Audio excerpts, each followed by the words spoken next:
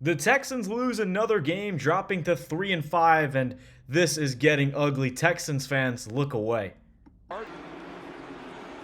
CJ Stroud. CJ Stroud was knocked out of the game with a concussion, did not return second quarter, and this would have been a different football game with him in the game. And clearly, you could see in that video, he did not slide. And, well, he slid, but he just slid a little bit late. And he just needs to get down a little bit earlier, and it's just a heartbreak to see him go out like that. Hope he's okay. After the game, they could confirm he's okay. He's in stable condition, but again, concussion ruled out of the game. Hopefully, we can have him for next week against the Jaguars. But again, just another heartbreak loss for the Texans, where a game where you had in the bag, you had this one won, and then the fourth quarter comebacks of Denver love to just. It's so difficult to understand, but welcome to Texans Digest, everyone. This is a recap of the horrible loss the Texans just had. Mike Zanetti here. Would wear my Stroud jersey, but it's just I don't really have words for this loss. It's like a game where all around you play sound football. Davis Mills came in for Stroud. He really didn't even play that bad, but for a backup quarterback, I mean, he did what he had to do, and he had a lot of bad throws, you know, but he's a backup quarterback. What do you expect? So, again, with Stroud in this game, the Texans definitely would have won this game. And I was surprised that they didn't kind of go for it a little bit more. You know, 4th and 1, they kicked the field goal to go up 9-7 at the end of the first half. I feel like they had chances to score a touchdown, because when you kick 5 field goals, you can't expect your defense to win you the game. Like I said in the past, I think the Bucs game, you know, your defense can only do so much until you have to rely on them to win you the game. And, you know, when it was tied, I was like, there's no way Davis Mills is going to conduct a 50-yard scoring drive to win the game. I was just like, it's never going to happen. And I wanted to believe it so bad, but Mills did not look good. He had multiple passes that could have been intercepted. And for his sake, it was kind of lucky the fact that he did not throw a couple interceptions. But one thing I want to bring up that I don't understand is kind of what I brought up in the preview. Why don't the Texans rookies get involved? Didn't even realize this until now, but the Texans have thrown the ball 37 times, and you've thrown it 0 targets to Jaden Higgins and Jalen Noel. Again, this was before Noel ended up getting a catch, but it's like when you have a backup quarterback in, I don't even think Noel had a catch on the day, no. So, yeah, you throw it 37 times. It's actually 40 times. Your Jaden Higgins had 1 catch for 4 yards. Woody Marks had no catches. I mean, it was just a absolute catastrophe when it was looking at what are you doing? Like, you have a backup quarterback in the game. Why not throw a little bit of a, outside route? It was just like a lot of unnecessary.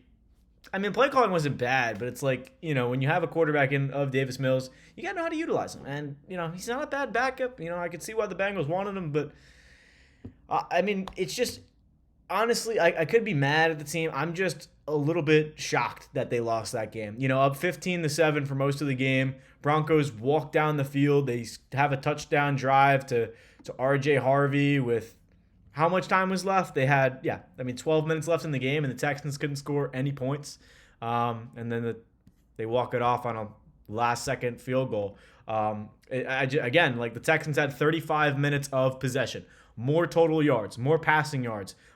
Pretty close in the rushing category as well. Where you lose the game is when you go 3 for 17 on 3rd down. And again, you lost your offensive tackle and Titus Howard. It was a very unfortunate game for the Texans. I mean, Nick Caley play calling, honestly, like I said, it was fine. When you don't have your starting offensive lineman, who was pretty good, probably arguably the best on the team, it hurts. It hurts my heart to see this team lose game after game after game where they're in it. I mean, this was another 1-score game. Every single game the Texans have lost by this year, they've lost by 1 touchdown.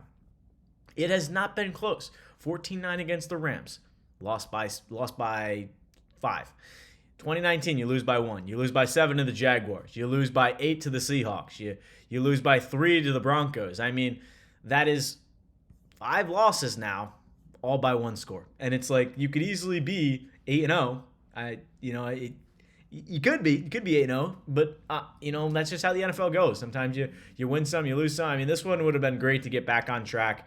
4-4 going into halfway through the season. I would have been pumped, but I'm not counting out a playoff run by any means, but I know the freaking standings are wrong at the bottom as well. Don't just disregard that. I did not update my base bar. However, let me know your thoughts on this game, because I really don't have anything to say that it was wrong. The Broncos just, they outshot us in the end. You know, it was just Texans did not score a touchdown. Again, the offense kind of blew up because of Stroud's injury. It's just very unfortunate, because what else are you supposed to do defensively? I mean, you hold the Broncos to 18 points. I mean, a good team, but I think this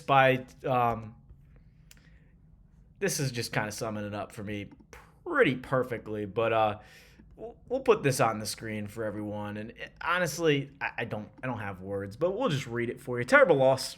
Another wasted defensive performance. Texans defense pretty elite. I argue the best in the league. Mills missed a ton of throws. Could have had several interceptions. Jamal Hill negating a touchback that extremely costed us. Thinking Davis Mills was going to lead a 50-yard scoring drive with final minutes. Just idiotic. I could agree.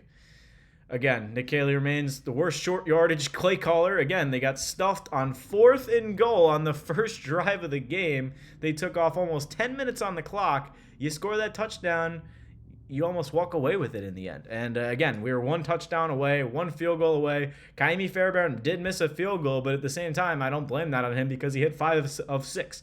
And if anybody watched the game, those were really close field goals that barely snuck through the uprights. But man, it's just another gut punch for the Texans. I don't know if you just say punt on this season, you're 3-5. I mean, you realistically can go on a run. You can run the table. You can make the playoffs. This is still a very good team.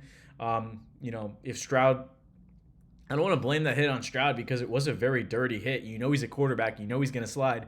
Yes, he did slide late. Yes, Stroud also needs to know that he is a big guy and he can run guys over. He's 6'3". He's not incapable of running people over. It's just, you can blame the play calling all you want. I don't like the bootlegs. I don't like the continuous bootlegs, because I look at this Nick Caley ran offense, and it's not a bad offense. It wasn't really bad play calling, but it's just a very predictable offense. When you run bootleg after run up the middle after run up the middle, you kind of get a sense for what the Texans are trying to do. And, what's his face? Davis Mills looked decent in the first half, but late in the game they couldn't score because they figured out the offense, and the Broncos defense is pretty good. So let me read you the running back stats, okay, for the Texans. And again, the Broncos have a good defensive front, but 11 carries, 34 yards for Nick Chubb, 3.1 yards a carry. Woody Marks, 10 carries, 27 yards. So my point here with reading those stats to you, do not run the bootlegs, because they didn't work. You didn't have any run offense the whole game, so when you run play action, the Broncos aren't going to fall for that. Like, come on. And again, I saw a lot of different formations for once. Some shotgun ran snaps. You had 4th down, you line up in shotgun, you changed it a little bit. But, I'm at